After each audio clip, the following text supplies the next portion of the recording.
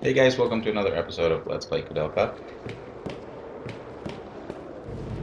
Since the last time that we saw each other, I've been running around and fighting several monsters to gain levels, and I'm talking about probably 5 or 6 levels.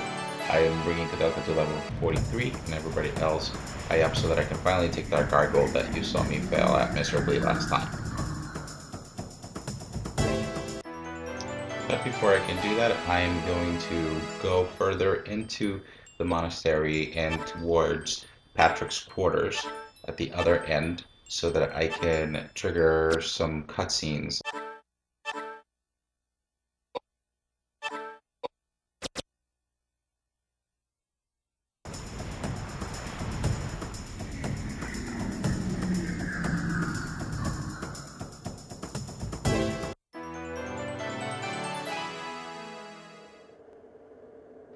And after some grinding, I've made my way back into the vestry where I will trigger some important cutscenes.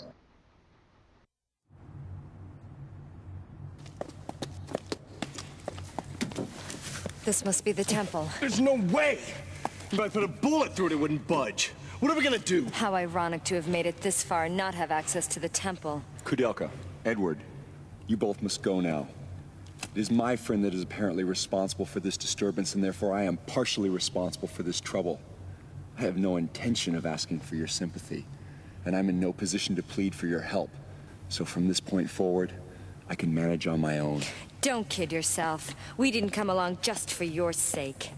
No, Koudelka, you should go back now. It'll be far too dangerous. Edward, you're the one who should go home. You were not meant for this world. Granted, you are a good fighter, having had plenty of experience, and I won't deny the fact that you have the killer instinct either. But when all is said and done, you are an average Joe. I am not. I was meant to exist in this realm. It's the only place I can carve out an existence for myself. Quit lecturing me! I want no part of a lukewarm existence filled with regret. No. My way is to not worry about consequences, and to do whatever it is I want to do. Chance means nothing to me. Life's a gamble, and once you place your bet, you'd better play to win, or else you end up dead. Edward, you really are ridiculous. That's what they tell me. Do as you like. That I will. Oh, suddenly when you feel like it, you decide when you can and cannot open doors? Wait, there's a way. Remember when we were searching Patrick's mansion? There was various chemicals around. It may take some time, but I think I can combine the chemicals to make nitroglycerin. Nitroglycerin? That's great! We're talking powerful explosives here. For this door, I think we'll need a full flask. Indeed, if I drop the flask before I return, I'll be knocking on heaven's door in a flash.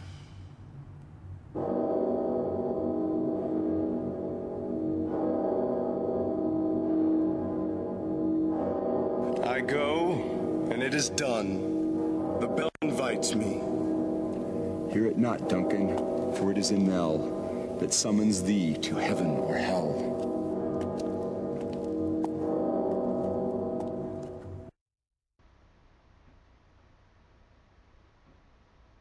And we finally made our way to disc 4 of this game.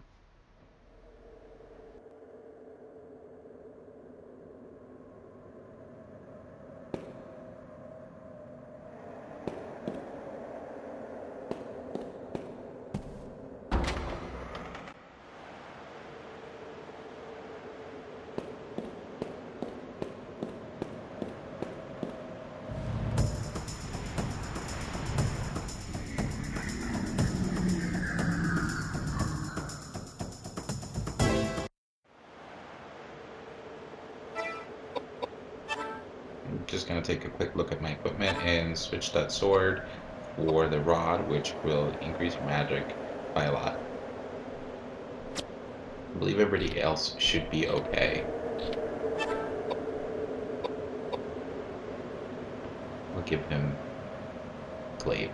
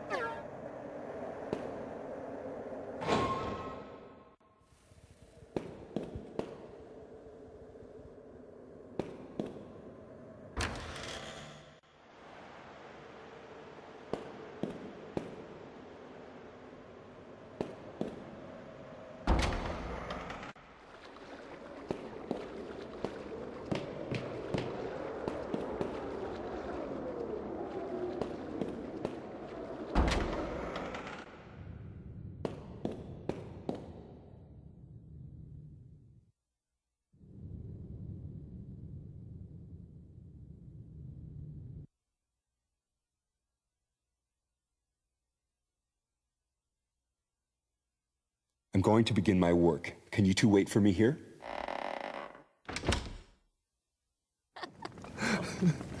And then, what happened to the girl Melanie? She was gone the next morning. She left with practically everything in the room. You don't have much luck with women, do you? Well, you know what they say. The cleanest breakup is when a woman runs out on you. What a loser statement. Oh, but you're lucky. I mean, to have so many people to kid around with. For me, I'm all alone. I've been all alone all my life. What about your childhood? Yes, I did have a childhood. I was born in a small town in Wales, right off the banks of the Taliesin River. It was a small gypsy town. Gypsy? That's right, gypsy. And we didn't call ourselves gypsy. We called ourselves Rom. See, a true gypsy is born under the blue sky and is destined to die under the same blue sky. It's gypsy law. So then I guess you plan on dying underneath the blue skies. Every gypsy is given a name at birth. My given name was Slato. Slato? It's got a strange resonance to that name. What does it mean? I can't tell you. That too must be part of the law. The law it is. You know, ever since I met you, enigmatic, mysterious glint in your eyes. And it must be the gypsy in you. A glance, a soul-searching eye, can raise with hope, depress with fear. Byron again? Yeah. You must really like him, don't you? Yes. So I feel as though we're birds of a feather. Then he must be self-obsessed as well. I'd rather be classified as a romantic.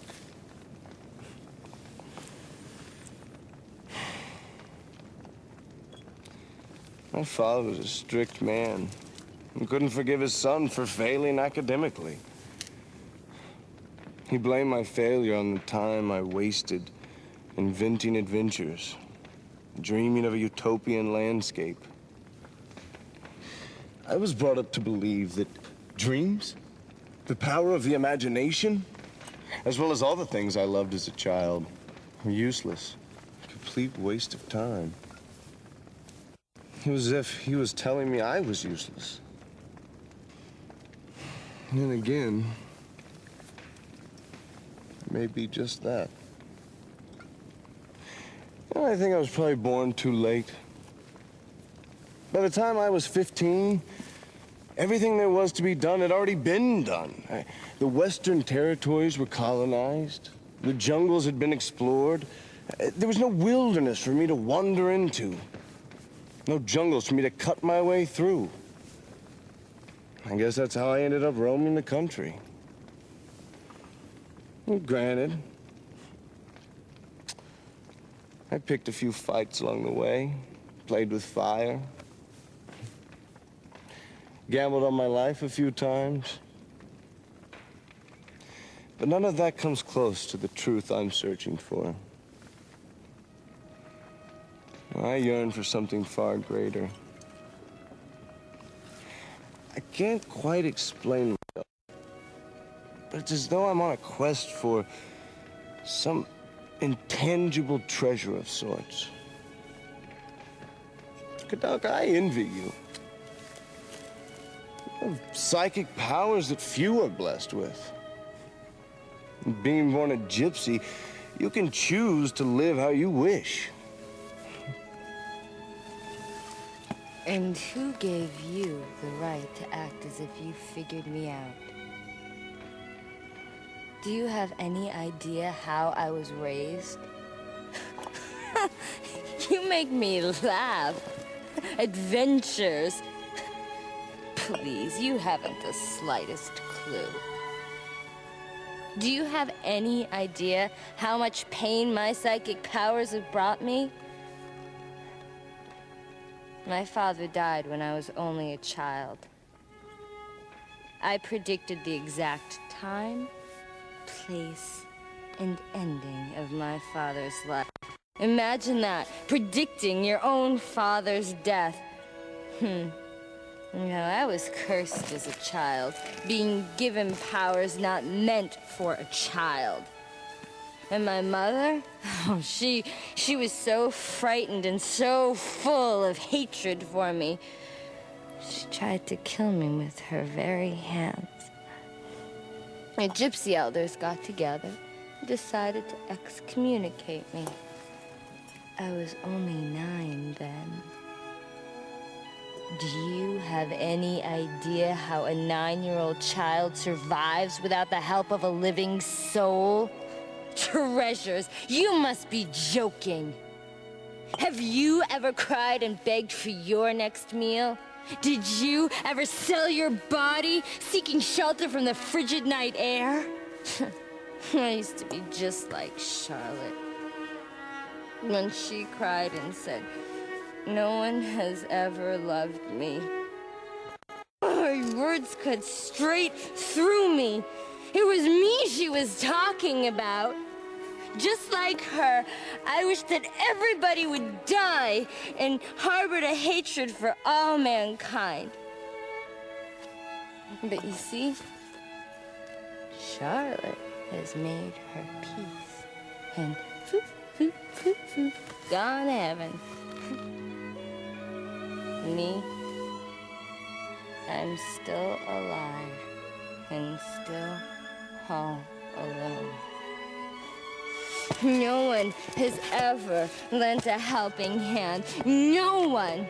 Koudelka, you? I am not as free as you make me out to be. I am a poor, dirty, ignorant woman who threw her gypsy pride to the dogs in order to live. You see? Even someone like me can do good. Because with my powers, I can help ease the pain of others. That's when I feel good about living. I don't need to be loved. I just want my life to have some meaning. And just want someone to tell me they need me.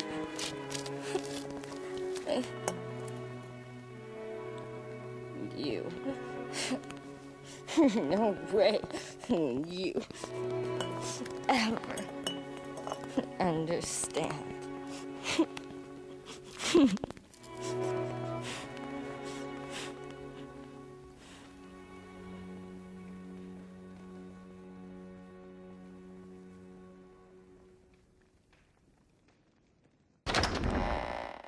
It's done. Completed.